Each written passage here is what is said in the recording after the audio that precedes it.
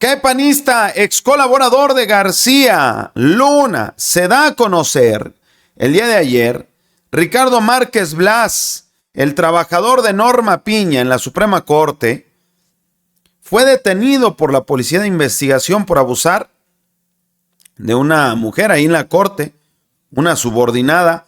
En manos, la pregunta es de quién está la justicia.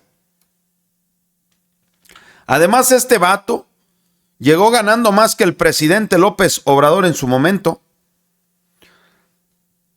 Pura fichita estos paniaguados. Pero mire, para quienes tuvieron la oportunidad de ver la entrevista que le realicé ayer a David Vargas Araujo, saben de lo que estoy hablando. Y precisamente le comentaba, fíjese qué curioso, ayer entrevistábamos a David Vargas Araujo y salía a relucir el nombre de este y horas más tarde lo estarían deteniendo.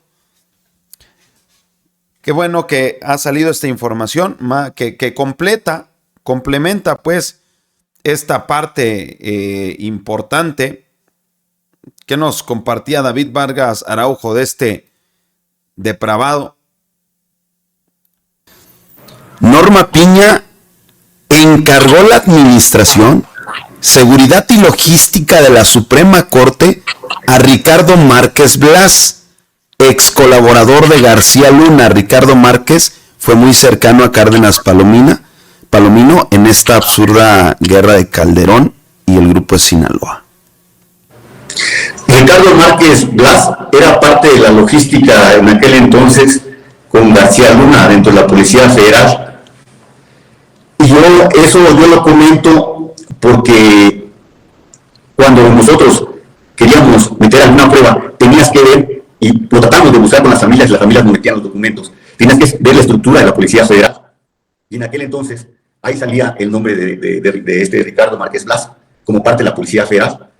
Y te da la sorpresa de que Norma Piña lo nombra como parte de la seguridad del Poder Judicial.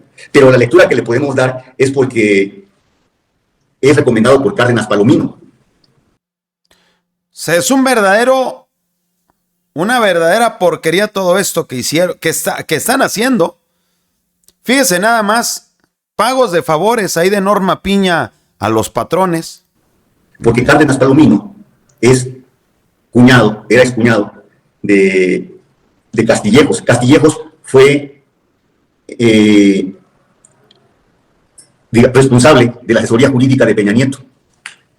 Castillejos nombra a Norma Piña y Castillejos es en ese entonces cuñado de Cárdenas Palomino. O sea, Castillejos es el que viene por la indicación de Peña Nieto para dar el dedazo a Norma Piña. A Norma Piña, sí. Y la relación, por eso es que descongelan las cuentas bancarias de la esposa de García Luna, porque hay un triángulo ahí.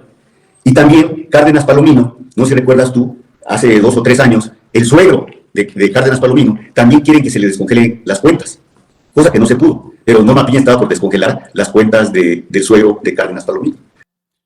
Ahí está prácticamente todo este pago de favores, una cadena de favoritismos, de privilegios, pues sí, de estos privilegios, no le podemos llamar de otra manera.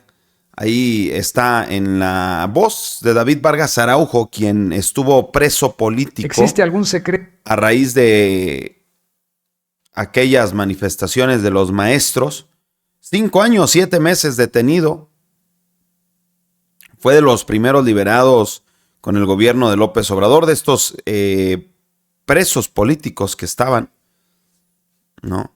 Ahora, qué interesante que ya Juan Carlos Loera presenta pues un punto de acuerdo para que se investigue el nivel de responsabilidad que tiene Felipe Calderón, Ricardo Anaya y Marco Cortés ahí en lo que viene siendo pues este tema del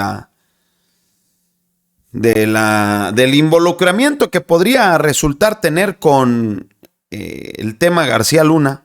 Buenas tardes, compañeras y compañeros. Someto a consideración de esta soberanía la siguiente proposición con punto de acuerdo al tenor de las siguientes consideraciones. México enfrenta desde hace ya varios años un grave problema de seguridad que se origina en diversas causas y se manifiesta tanto en afectaciones a la integridad física y bienes de los ciudadanos como en hechos de violencia entre bandas de delincuentes organizados que luchan entre sí y dejan una estela de muerte que alarma al resto de la población. Esto se agravó a partir de que el gobierno de Felipe Calderón declaró la guerra a la delincuencia sin sentido, sin estrategia y no dio solución a los problemas. Durante mucho tiempo se señaló que la responsabilidad en el crecimiento de la delincuencia obedecía no solo al enfoque equivocado del gobierno para resolverla al no combatir las causas, sino también se afirmaba que había claras muestras de complicidad de altos niveles de gobierno con la delincuencia organizada y que había generado condiciones óptimas para su crecimiento. En días pasados se confirmó lo anterior al declararse culpable de colaborar con la delincuencia organizada a Genaro García Luna, quien fuera secretario de Seguridad Pública Federal durante el gobierno de Felipe Calderón. El daño que se hizo a México ha trascendido. Hoy sufrimos todavía las consecuencias de esa complicidad con la delincuencia organizada. Pero no fue solo García Luna, sino todo un grupo que durante varios sexenios tuvo bajo su responsabilidad combatir a esas peligrosas bandas y en lugar de hacerlo, se aliaron con ellas. Hoy, que en Estados Unidos se ha dictado una sentencia, los mexicanos nos preguntamos cuál será la sanción para quienes los nombraron en tan altas responsabilidades y no supervisaron o consintieron su actuar ilícito en contra de México. Todo el pueblo mexicano está seguro de que Felipe Calderón es corresponsable de estos hechos, no solo por haber designado a delincuentes en tareas tan delicadas, sino también por no ejercer sus facultades de supervisión respecto de dichos funcionarios y por no escuchar las voces de que quienes con datos duros reiteradamente le hicieron saber de esas complicidades criminales. La pregunta que nos hacemos es si habrá acaso una consecuencia legal en su contra o se mantendrá en la impunidad. Y eso es algo que el pueblo de México se pregunta bastante. ¿Qué va a pasar con estos? ¿Dónde está la responsabilidad de estos? ¿O no la tienen? No, van por los 8 ministros. Ricardo Mejía anunció que va a buscar iniciar ya el juicio político contra 8 ministros, incluyendo a Norma Piña, la presidenta de la Suprema Corte. Señala que están en desacato al tratar de descarrilar esta reforma al Poder Judicial. Norma Piña protegiendo a estos parásitos, ¿verdad? Ahora, imagínese, Alejandro Moreno sale a decir, amigos, puras sandeces. Eso ya lo sabemos, ¿no? Sale a decir que esta reforma, la iniciativa que presenta Morena para imponer a la mala sus destructivas reformas, es una locura total. Morena quiere consolidar, dice, el poder y callar al pueblo de México, que no está de acuerdo con la forma en que gobiernan. Oiga nomás. Todo lo que están planteando, no solo en retroactividad, en la convencionalidad, en la constitucionalidad, en que no podrá presentarse nada. O sea, lo que tiene esta reforma, y lo digo de manera coloquial, lo que tiene esta reforma es que verdaderamente es una locura. Destruye todo lo que podamos hacer, cualquier acción, no vamos a poder hablar de nada. Y lo que hoy nosotros necesitamos presentar y que las ciudadanas y ciudadanos sepan es que necesitamos un poder judicial sólido, fuerte, pero lo importante de esto, te lo resumiría, lo importante de esto no es toda la serie de inconsistencias e incongruencias que presentaron. Lo importante de fondo es que reconoce tácitamente que la Suprema Corte de Justicia de la Nación sí puede resolver el tema de la reforma del Poder Judicial. Alejandro Moreno anda bien envalentonado, damitas, caballeros. Pero mire, hablando de la reforma y de Norma Piñata, ¿qué cree? Agárrese, porque la Suprema Corte, la misma Suprema Corte, le dio palo a Norma Piña, así como lo escucha. Le dijeron, no, esto no es posible. Norma Piña, andas mal. Mire, propuesta de Norma Piña sobre el presupuesto fiscal para el 2025 es bateada por la Corte. Se anda pasando de verge, amigos, de verdad que sí. Norma Piña anda envalentonada, anda fuera de sí. Mire lo que propone.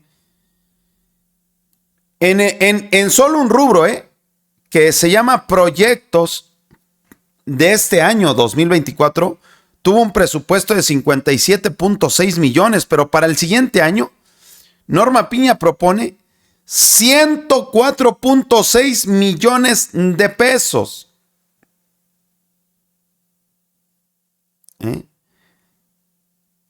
Casi el doble, que será un 80%, casi.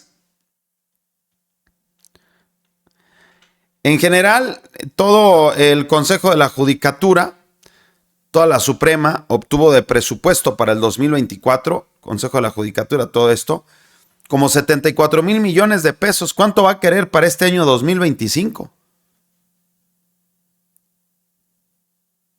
Norma Piña propone, literalmente, decía Arlene, violar la ley con aumento de sueldo del 12.3%. Aumento del sueldo, al mes. Para ministros y obviamente privilegios millonarios como permanencia de asignación millonaria para pagar los seguros privados para gastos médicos mayores, el de separación individualizada.